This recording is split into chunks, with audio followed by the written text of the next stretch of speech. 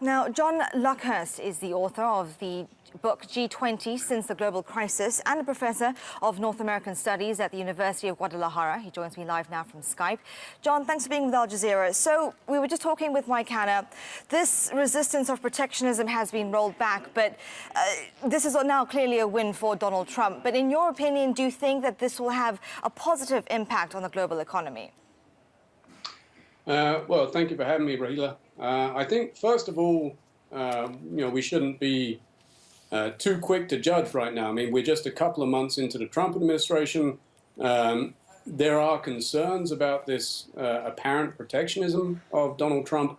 But at the moment, this is, at this stage, we'll have to see what happens, for example, in Hamburg, at the Hamburg summit in the summertime, whether there the G20 will maintain this commitment they've had over the years against protectionism, or whether this will be a significant change based on Donald Trump's influence in the G20.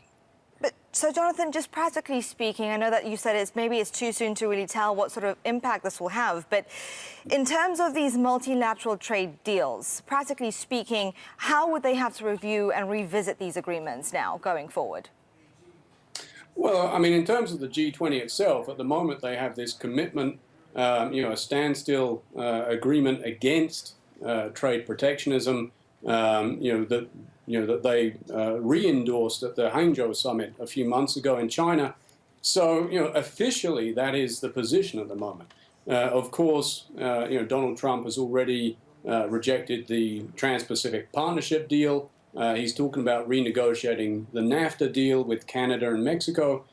So at the moment, it is, there are signals coming from the Trump administration that they are looking to from their perspective, rebalance trade in their favor. Of course, the United States does have significant trade deficits with some countries, including Mexico, China, Germany.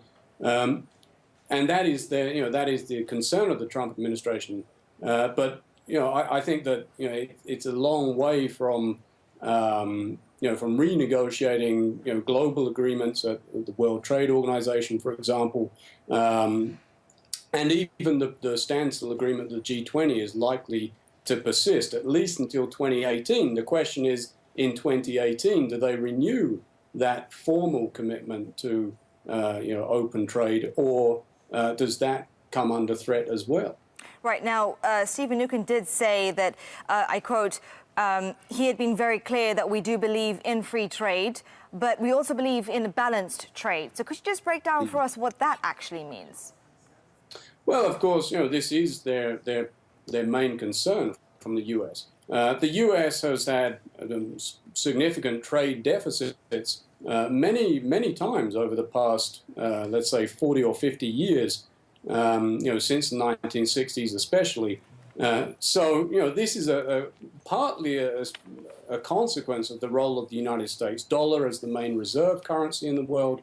It puts pressure on the U.S. trade balance, partly because it maintains the strength of the U.S. dollar, overly strong at times. But honestly, these are issues where domestic policymaking within the United States should be used to enhance their export potential, including investment in infrastructure, investment in technology. And these are not, it isn't necessarily a negative to have these deficits with a country like Mexico, for example. U.S. companies benefit from this as well. So, it isn't a zero-sum game. I think that is something, in the sense that you win or you lose. The idea of trade, open trade, is that everyone hopefully wins on the aggregate. So I think that's the mentality of the Trump administration. Seems to be a rather oversimplified understanding of trade as this kind of we win, you lose kind of game, rather than the trade as being a general benefit for everyone potentially. All right. John Luckhurst, live for us there in Guadalajara. Thank you very much, Deep, for putting that into perspective for us. Thank you.